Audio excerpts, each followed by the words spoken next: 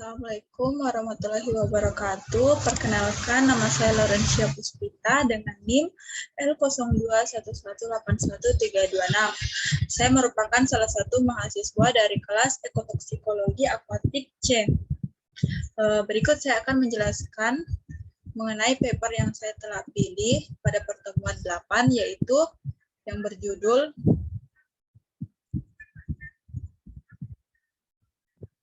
Uji efektivitas ekstrak daun maja atau Egle marmelos L terhadap ikan mas Silvinus carpio sebagai organisme non-target. Jurnal ini atau paper ini ditulis oleh Rina Priastini Sulislawati dan Ingrid Osha Farfar.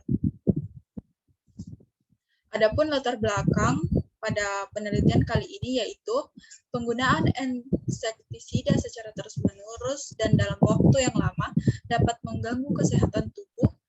Selain itu, dampak lain yang tidak kalah pentingnya adalah dapat menimbulkan pencemaran air, tanah, dan udara yang dapat mengganggu sistem kehidupan organisme lain di biosfer.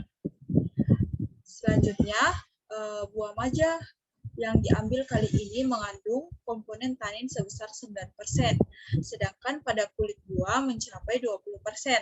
Komponen kimia tanin yang terdapat pada kulit buah maja dapat dimanfaatkan sebagai obat. Tanin merupakan senyawa aktif metabolit sekunder golongan senyawa fenol yang diketahui mempunyai beberapa khasiat sebagai astringen, antidiare, antibakteri, dan antioksidan. Selanjutnya, adapun ikan yang digunakan sebagai media dalam penelitian kali ini, yaitu ikan seperti biota air lain yang hidup di lingkungan perairan yang tercemar pestisida dapat menyerap bahan aktif pestisida dan akan tersimpan dalam tubuh. Penelitian menunjukkan bahwa bioakumulasi pestisida semakin meningkat dengan bertambahnya konsentrasi dan waktu pemaparan hingga tercapainya kondisi tetap atau stabil. Nah, penelitian akan toksitas insektisida berbahan ekstrak tanaman pada ikan setelah tahun 1990-an tidak banyak dilakukan.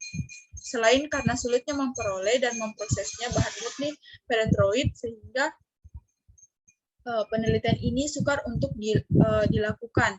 Oleh karena itu, penelitian kali ini bertujuan untuk mengetahui efektivitas ekstrak daun maja, dosis bertingkat, dan hubungannya dengan perubahan fisiologis ikan mas melalui pemeriksaan hematologi seperti total enterosit, kadar hematrokit, dan hemoglobin. Adapun metode penelitian yaitu penelitian ini dilakukan di laboratorium hewan Fakultas Kedokteran Universitas Kristen Krida Wacana. Tahapannya itu yang pertama adalah pengumpulan data. Adapun pengumpulan data ini diambil dari yaitu digunakannya 90 ekor ikan mas. Nah, analisis data yang dilakukan meliputi cara mortalitas pada uji ini digunakan untuk menghitung dosis mematikan atau lethal dose sebesar LC50 dan LC90 dengan menggunakan uji probit. Nah, aktivitas enzim kolinesterase, hematologi ikan, dan analisis kualitas air menggunakan uji satu arah atau one way ANOVA.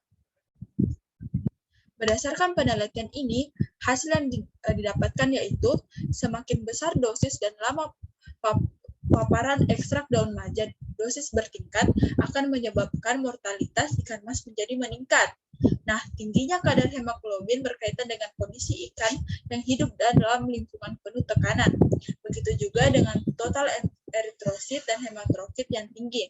Nah, peningkatan kadar hematrokit dan hemoglobin serta total eritrosit dalam darah ikan mas dengan bertambahnya konsentrasi dipengaruhi oleh kontaminasi, absorpsi, dan akumulasi insektisida yang menyebabkan tekanan pada ikan mas sehingga hormon-hormon seperti kortisol dan epinefrin masuk ke dalam peredaran darah dan menyebabkan kontraksi limak meningkat. Dapat dilihat pada tabel berikut adalah rata perhitungan hematologi ikan mas selama penelitian berdasarkan beberapa kelompok. Adapun kelompoknya yaitu kelompok kontrol, temespos, dan ekstra daun maja 1%, 2%, 4%, dan 8%. Nah, total eritrositnya dapat dilihat pada tabel, kadar hemotrofitnya juga dapat dilihat pada tabel, dan kadar hemoglobinnya juga dapat dilihat pada tabel. Berdasarkan tabel tersebut, semakin tinggi kadar daun maja yang diberikan, maka total kadar eritrosit, hematokrit, dan hemoglobin pada ikan mas juga semakin meningkat. Nah, kesimpulan dari penelitian kali ini mengenai uji efektivitas daun maja terhadap ikan mas, yaitu ekstrak daun maja dosis 8% menyebabkan peningkatan total eritrosit, kadar hematokrit, dan hemoglobin ikan mas.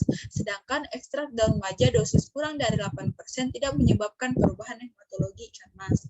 Nah, dosis efektivitas penggunaan ekstrak daun maja sebagai larva